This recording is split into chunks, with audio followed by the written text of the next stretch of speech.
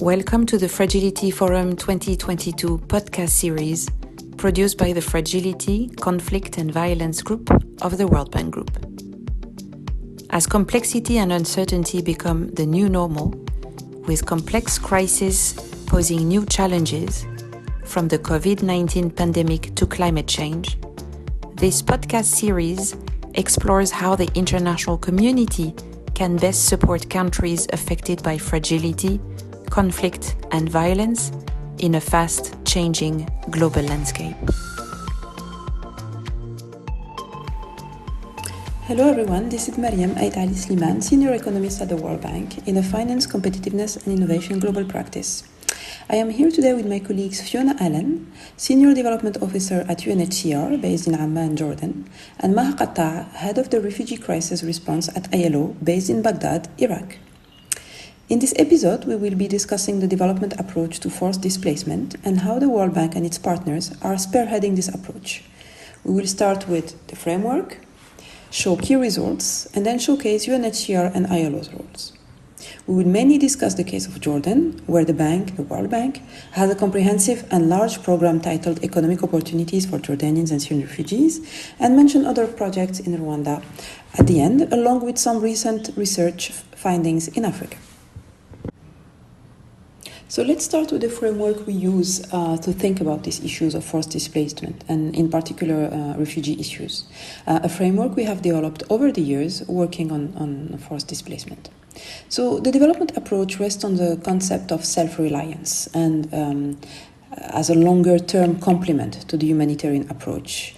It is not a replacement to the humanitarian approach, which is much needed, but it is a complement. When we look at the issue of refugees, we need to adopt a whole-of-the-community approach. This means that any policy supporting refugee economic integration will have also to support the host economy and host community. This is a matter of fairness and social cohesion, but also a way to address potential drivers of fragility within the host country by avoiding the deterioration of the economic situation. For countries, there are two ways of looking at refugee crisis. Either as a burden, or in more positive terms and more productive terms, as an influx of skills, labor, and consumers, and sometimes even as investors, meaning an opportunity for the host economy. And when countries adopt progressive policies toward refugees, which they should do for a win-win approach, by, for instance, granting them access to economic opportunities in the country, enable them to contribute to the economy of the host country, one has to look at the three pillars of economic opportunities. 1, access to labor. 2, access to entrepreneurship. And 3, access to finance.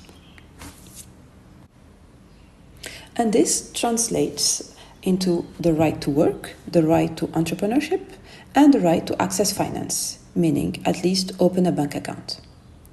Countries who adopt real progressive policies toward refugees do it both at the policy level but also at the implementation level. The devil being in the details, implementation gaps make the most progressive policies fail. That's why it is important to focus on the modalities to deliver these progressive policies. So let's look now at the case of Jordan and speak about key results obtained in Jordan. The case of Jordan is very interesting because the country has adopted very progressive policies toward refugees and in particular Syrian refugees starting in 2016 with the advent of the Jordan Compact. But it also worked hard on their implementation modalities, which is making a difference on the ground. In 2016, the Jordan Compact was adopted between Jordan and the international community. This compact was the precursor of the Global Compact on Refugees, which was adopted in 2018, and led to several similar initiatives in other countries, which we will discuss as well.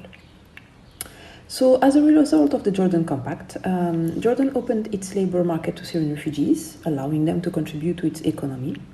This has translated first into the issuance of work permits for Syrian refugees and Syrians in general, with or without the status of refugee, which is interesting. The Ministry of Labor also introduced new flexibilities in agriculture and construction, introduced the possibility of obtaining a work permit without a work contract even, in any open occupation, in all sectors, and with the ability to switch employer and sector with the same work permit. So all these new flexibilities really enabled Syrians to come forward and apply for work permit, and also adapted to their very flexible profile, whereby they tend to change occupation, be very agile in terms of the type of jobs they take to earn their living. This new flexible scheme also enabled the issuance of a record number of 62,000 work permits in 2021. And we will see how the government, the World Bank, UNHCR and ILO collaborated on this endeavor. But before that, we will discuss the two other pillars of economic opportunities, namely access to finance and access to entrepreneurship. So, because Syrian refugees, like low-income Jordanians, usually do not access bank accounts because they are not a very interesting target to banks in general, and we see that in many countries, the financial pillar of the economic opportunities has been addressed through access to digital finance, meaning refugees access to e-wallets, digital accounts. Interestingly, COVID lockdowns in 2020 gave a boost to digital financial inclusion in Jordan, be it for Jordanians or for refugees. So smart eKYC, meaning know your customer procedures, which were digitized, enabled Jordanians and refugees to access e-wallets in record numbers and in a record time. Today, there are 1.7 million e-wallets in Jordan, of which 73,000 are held by Syrians, which is interesting because it's a bit more than the number of work permits. And what was interesting this time regarding this access to digital finance pillar is that the government has adopted a one refugee approach, meaning that they granted these benefits to all refugees in Jordan, not only to Syrian refugees. So that's an important point to note for the way forward. Now, access to entrepreneurship, which is the third pillar we mentioned, is still work in progress. Things are progressing. About 150 sole proprietorship firms held by Syrians and 1,700 firms with at least a Syrian shareholder were created since 2016, with a peak in 2021, interestingly. And finally, beyond those three pillars that we described previously, access to work, access to finance, and access to entrepreneurship, the program for results we all collaborated on supported the government in increasing also social security coverage for refugees, but also for Jordanians, adopting a whole of the community approach, with a very adaptive approach consisting in trying flexible and affordable new formulas. And this is still work in progress, but it's important to mention because beyond those three pillars, it's important to work on social protection and safety nets. Now let's turn to my co-host Fiona Allen from UNHCR. So Fiona, UNHCR's first mandate is to be a humanitarian agency, always at the forefront of refugee crises around the world, providing shelter and protection. So please tell us why and how is UNHCR supporting the development approach to refugee crisis beyond its mandate as a humanitarian agency? Thanks for the question, Miriam. I'm Fiona Allen and I am the Senior Development Officer at UNHCR Jordan. The increasing scale of irregular migration, large-scale refugee movements, and the cost of responding to humanitarian situations have placed forced displacement high on the global agenda. These elements have driven the realization that humanitarian support alone is insufficient to lift displaced populations out of poverty, to enable solutions to their situations, or assist them to realize their development potential. Innovative initiatives such as the Jordan Compact, the Global Compact for Refugees, and the Global Concessional Financing Facility recognize the need to address the medium and long-term needs of both refugee and host communities, all of whom are impacted by long-term forced displacement crisis. Through initiatives such as these, UNHCR seeks to identify potential opportunities and complementarity between UNHCR's protection work and the economic and social development objectives of development partners and government counterparts. This helps us to ensure the sustainability of the solutions we come up with. Within each of these initiatives, there is the clear need to support economic opportunities for all, which offers not only a pathway to self-reliance for refugees, but also brings economic resilience to the communities who host them. From UNHCR's perspective, improving livelihoods and economic inclusion for refugees is a key component of achieving protection and solution outcomes, supporting persons of concern to provide for themselves and their families, building resilience, and avoiding aid dependency and negative coping mechanisms. Simultaneously, access to economic opportunities enables refugees to contribute to their host economies, but also helps to prepare and develop the skills for their future, which could be upon return home, it could be in the country of asylum, or it could indeed be in a third country. But improving livelihoods and economic inclusion cannot be done by UNHCR alone. And the Programme for Results, Economic Opportunities for Jordanian and Syrian Refugees, which is the programme we've been working on together in Jordan, has really demonstrated the positive results that come through close collaboration with other UN agencies, NGOs, the World Bank, the government, and the private sector. Work permits, which are available to Syrian refugees through this programme, have offered both urban and camp-based refugees an opportunity not only to gain their own income and to give them a sense of moving forward with their lives, but it's also given an opportunity for those refugees to bring their innovation, reliability, and technical know-how into the Jordanian labour market. Now let's turn to Maha, my co-host from ILO. Maha, ILO has also been a key player in supporting countries in facing refugee crisis.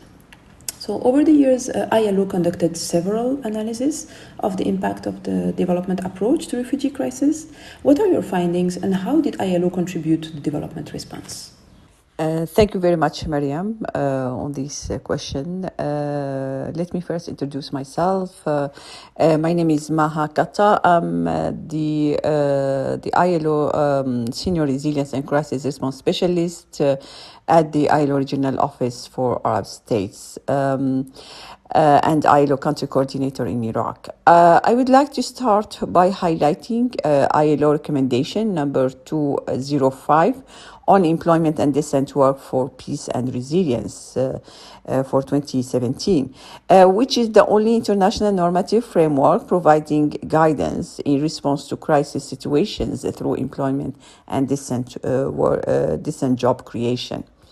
The decent work agenda is an important element of the humanitarian development peace nexus, where employment, decent working conditions, and social dialogue can contribute to peace and resilience. Since the Jordan Compact, the ILO has been working closely with the government of Jordan, social partners, and national and international partners, including the World Bank, UNHCR, and other UN agencies to promote decent job creation, income generation, education, and vocational training for both host communities and refugees in effort to pave the way for better opportunities and conditions. This has included working on an integrated approach that addresses the structural challenges in the labor market that affect both communities. One key element has been to devise approaches that support Syrian refugees access to formal labor market through the facilitation and issuance of flexible work permits in different sectors. A research by the ILO and FAFO published in 2021 looked at how work permits affect the employment of Syrian workers by examining several key areas of decent work. It shows that workers are more likely to experience decent work conditions if they have a work permit. And this could be in the form of working hours, having a contract, minimum wage, among other decent work outcomes. Our studies have often indicated that access to work permits is only a first step towards better conditions for Syrian refugees workers. workers. And more needs to be done on the policy level to improve conditions in the formal sector. For example, a newly adopted bylaw supported by the three partners that clarifies the labor rights and entitlement of agriculture workers in Jordan is a significant step in this direction. Our efforts have included supporting access towards universal social protection rights and entitlement. We have now a solid agenda on the extension of coverage to contributory, inclusive social security, which we have been working closely on with the Social Security Corporation, the government and social partners, as well as civil society. On the ground, the establishment of employment service centers, both in urban areas as in Zatari and Azraq refugee camps, have supported thousands of job seekers through identifying jobs and income generation opportunities, as well as providing opportunities for training and skills development and career counseling. In addition to those centers, we are working in agriculture guidance and employment units, building their capacity to deliver work permits, provide referrals and job placement, and hold awareness-raising sessions in various labor-related issues.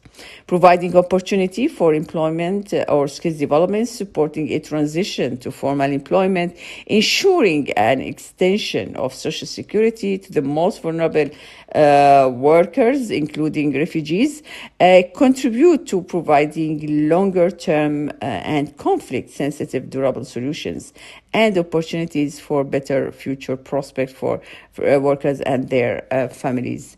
Thank you very much for giving me this opportunity. And I really want to mention the great collaboration we have and we continue to have and to work together with the World Bank and UNHCR to move forward with the decent work agenda in the country and to have inclusive, durable solutions for all vulnerable workers, including refugees. Thank you very much. Thank you very much, Fiona and Maha. I would like to highlight the great partnership the World Bank, UNHCR and ILO had over the years to support the development response to forced displacement, be it in terms of data sharing, joint analytics, joint design with the government of solutions and implementation modalities, as well as impact evaluations on the ground. We focused our talk today on Jordan, but I would like to conclude this podcast by giving the example of Rwanda, where we have an economic opportunities component in a wider project aiming at supporting Rwanda's development approach to refugee crisis, along the same lines described in the case of Jordan. So this support in particular finances and incentivizes joint ventures between host communities and refugees. It also finances and incentivizes firms hiring refugees in targeted areas where refugees reside, meaning around refugee camps, but also in Kigali, the capital city, where a lot of refugees has moved. These take the form of matching grants for businesses to enable them to access finance with the criteria mentioned above.